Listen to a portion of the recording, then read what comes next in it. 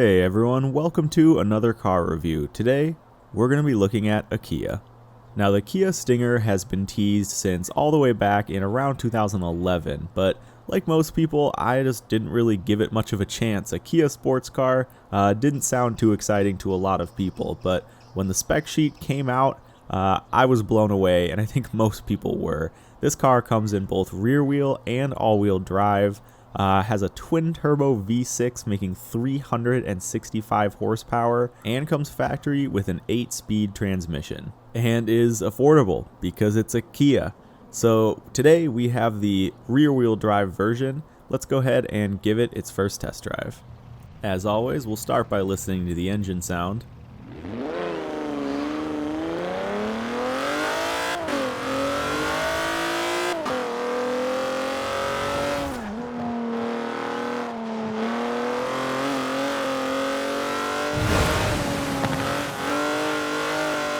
And that's not too bad. I do think it sounds pretty close to the stock Kia Stinger sound, with the very notable exception of all that crackling backfire. I'm starting to realize that a lot of cars have this in Forza when they really shouldn't in real life.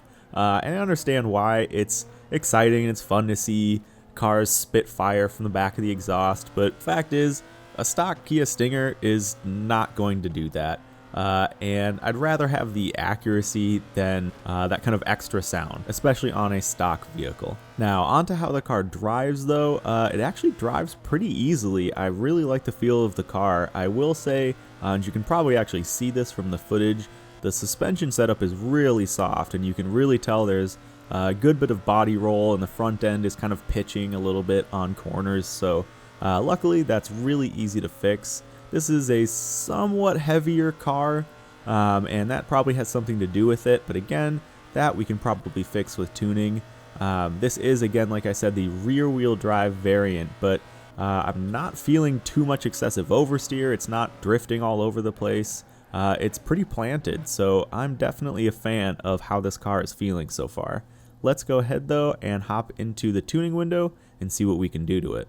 So starting off as usual with tire compounds, and it looks like we pretty much just have the full array here: drag tires, rally tires, and the different compounds for street as well. But you might be noticing there are no options for wheel spacing and no options for rim size either, because Forza, for whatever reason, doesn't let you go smaller than the stock rim size, and it looks like we're already running 18s or 19s here. So let's just go ahead and move on here to Aero now. I'm not expecting much here because, yeah, this is a pretty new car that doesn't really have any mod support yet in real life, so it just looks like we're getting the stock Forza Aero. I am a little bit bummed though, because I was expecting to see maybe a ducktail spoiler at least for the rear Forza Aero instead of just that normal spoiler they slap on everything. So moving on to engine swaps here. Now again, we're running a twin turbo V6 already, but you can upgrade to that V8 to get a bunch of horsepower if you want it. And there's just an upgraded twin turbo V6 here as well, which I do actually think sounds pretty good. Now moving on to drivetrain swaps. This one's a little bit interesting because you can see here we're running rear-wheel drive with an all-wheel drive swap option, and normally I would kind of frown upon doing an all-wheel drive swap on a rear-wheel car, but that's an option on the real car as well. This is offered in both all-wheel and rear-wheel drive options from the factory, so definitely no shame in all-wheel drive swapping this. I'm still going to keep things rear-wheel drive just for the purpose of this review, but I'm sure there are some good opportunities for an all-wheel drive tune on this car. So I will go ahead and mess around with these options here and come back with a tune for you. Alright, and we're back with the Kia Stinger running an A-Class rear-wheel drive build, coming in at 405 horsepower and weighing a pretty light 2,799 pounds. This car is actually tuned pretty well right out of the box. I didn't play with too much outside of stiffening the spring rates and adjusting the oversteer ratio by playing with the anti-roll bars a bit. And a few other tweaks here and there as well, but overall this car drove great in its stock form and it drives even better now. Let's go ahead and take it around the test track. Alright, so with this tune driving around my test track, starting with the positives, I definitely felt, and I'm not quite sure what the reason for this is, but it was really easy to manage throttle with this car. I'm not sure if it was just because the power band is so smooth, or maybe it's just a bit of a heavier car, so it's not so twitchy. Might have had to do with the longer wheelbase. I'm not quite sure, but it was just really easy, especially in that hairpin section, to not really lose grip on the rear wheels, at least if I was paying some attention to my throttle management. Another thing I did end up liking a lot with this car was the 8-speed gearbox. Now, most cars, as I'm sure you know, come with either a 5 or 6-speed gearbox, but this, in the manual clutchless mode, shifted really quick. With those 8 gears, it was able to reach a much higher top speed than most other A-Class cars. I think this thing topped out at just shy of 200 miles an hour, which is pretty unheard of for a standard track build A-Class car. So that was definitely nice having that transmission. But now moving on to some of the negatives I felt with this car, it didn't quite have the turn in and oversteer that I wanted. It still felt like it was understeering a bit more than I would have liked. Now, that's probably due to my tire compound. I'm sure if I would have gone with a race compound, I could have had better braking as well, which was another negative. And again, I would have had better turn in and a little bit more steering ability. But that, combined with the fact that even though I took a lot of weight out of this car, it still kind of felt like I was driving a boat. The handling's just a bit weird with this car. It's super easy to drive, like it's really consistent, but I guess it's just not as good as I would have hoped. That understeer, the slower braking, and just kind of the weighty handling to the overall car led it to not be the greatest driving experience. But that being said, it still did feel pretty quick. Let's go ahead and see how quick it really was by pulling up the lap time leaderboard. Now, being an A-Class car, our top competitor is the 2015 Civic Type R, followed by the Porsche 944 and then the Datsun. So the Kia Stinger did the lap in 2:34.631, being our second fastest A-Class of all time, very close to the 2015 Type R. I was definitely not expecting that. To be honest, I was thinking it was going to be somewhere between the Datsun and the Porsche, but this was a great time. And I think with some better tuning, some more time spent on this car, I could probably bring it a little bit closer to that Type R. But let's go ahead now and move on to the Hokie score.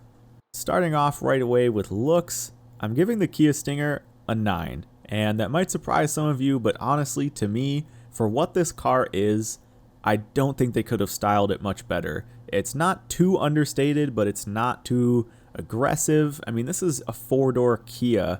And honestly, I think it looks great. It's eye-catching, but it's not distracting. It's not over-designed. It's got great body lines. I could talk about it more, but let's move on to the sound.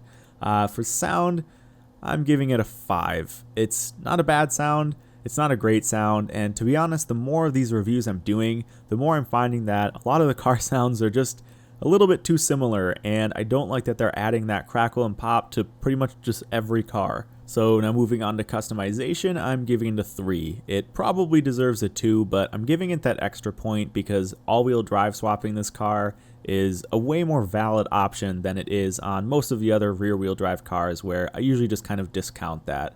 Now for fun, I'm giving it a 7. It was a pretty fun car to drive. Like I said, it's consistent and it's easy. It just didn't quite have that sports car feel. It wasn't nimble. It understeered a little bit. It just didn't quite hit the nail on the head for me. Now moving on to the competitive scores. For drag racing, it gets a 5. There's really nothing much to say here. It's not bad. It's not good. You can put the V8 in it and give it 1,000 horsepower, but it's just still kind of heavy no matter how light you try to make it. Now for rally, I'm giving it a 4. Again, you can have this thing all-wheel drive, but it understeers, it feels heavy, and it kind of is heavy. So not that great of a rally car, but definitely not the worst.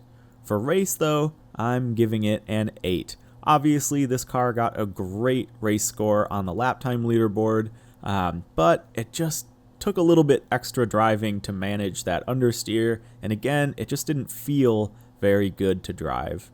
Now for drifting, I'm actually giving it a 7. This is kind of weirdly a surprisingly good drift car. The longer wheelbase means that It can slide out a little bit more consistently. You're a bit less likely to spin out, especially if you're a beginner drifter. And you can put a lot of horsepower in this car. Like I said, with that V8, you can give it something like 1,000 horsepower.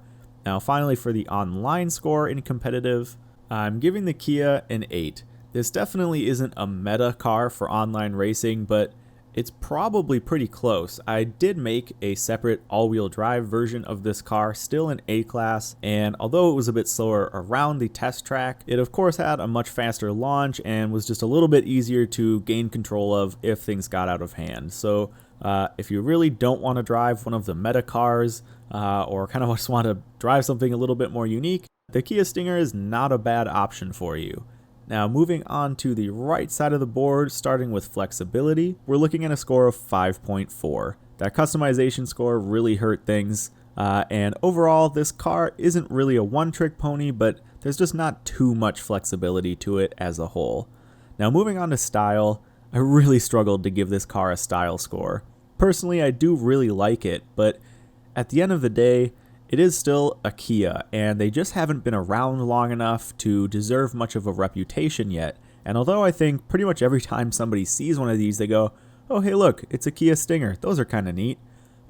It just doesn't really go far beyond that. So that's why it gets a slightly positive score of 1 style point. Now this gives us a total hokey score for the Kia Stinger of 62.4. And pulling up the leaderboard, you can see that is actually the second highest hokey score that we have had yet. This was another great review. I always like being surprised by cars, and I've been interested in checking this one out for a while, but just haven't really had the chance to. And a car review is always a great place for me to do that. So if you're interested in an off-meta A-Class car, I would definitely give this a look.